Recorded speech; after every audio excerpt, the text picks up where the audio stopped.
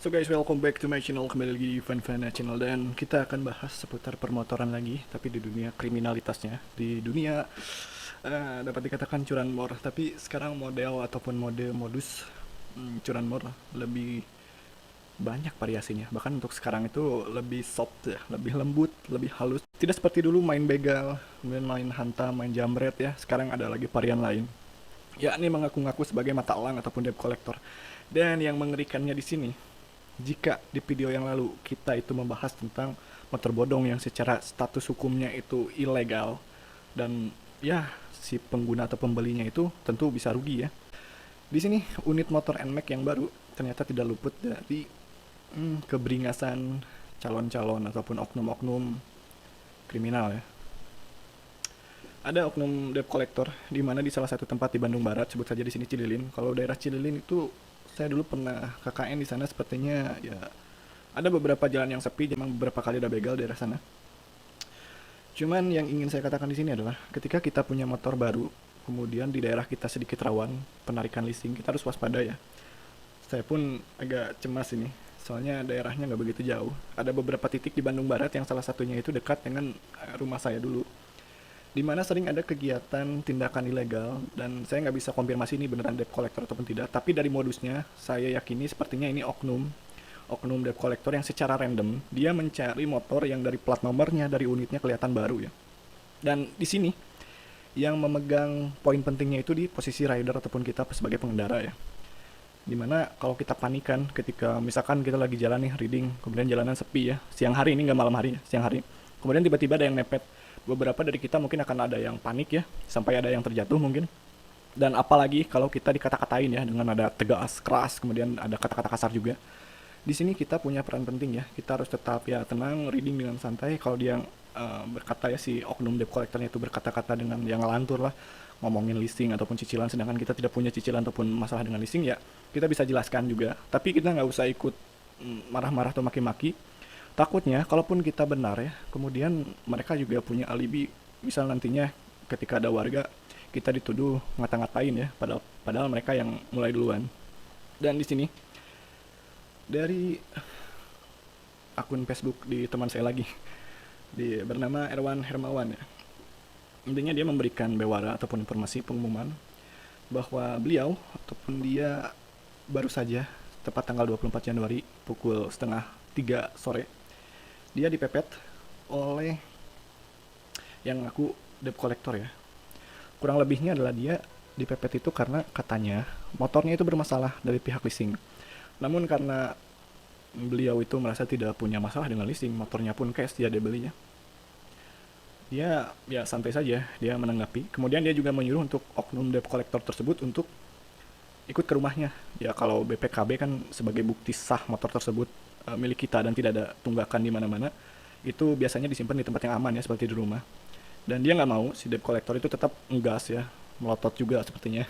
Kemudian berbicaranya itu ya seperti ya gimana lah, seperti yang nggak ada ininya lah, nggak ada sopan santun, nggak ada gimana, nggak ada selamat siang atau gimana. Dan ini status dipepet. Ini mepet-mepet gini sih kalau bukan petugas yang lagi berburu apa ya, bukan berburu narkoba ataupun apa, ini bener-bener menurut saya berbahaya sih mepet-mepet gini. Dan mereka si calon debt collector ini dia ngakunya iya, si Bapak Irwan Hermawan ini dia punya masalah. Dia ngotot sekali ya. Debt collector ngotot. Ya di sini kita main psikologi lah. Kalau kita misalkan nggak punya masalah cicilan aman, kemudian motor apalagi cash ya. Kalau cash BPKB biasanya ada ya. Dan dari penjelasan beliau juga dikatakan bahwa motor tersebut ya belinya cash gitu, nggak ada cicilan, nggak digadaikan, kemudian masih baru ya.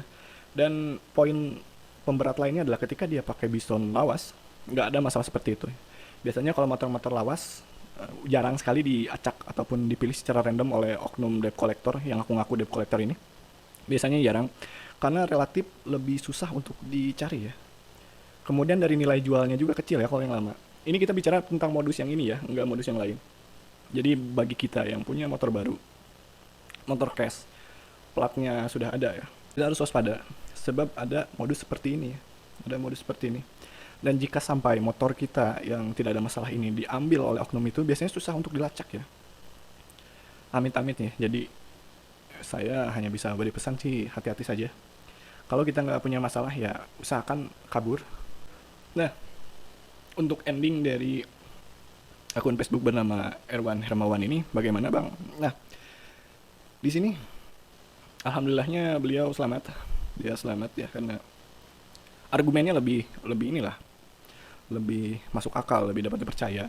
Dan si oknum debt collectornya itu dia putar balik sambil seperti marah katanya ya.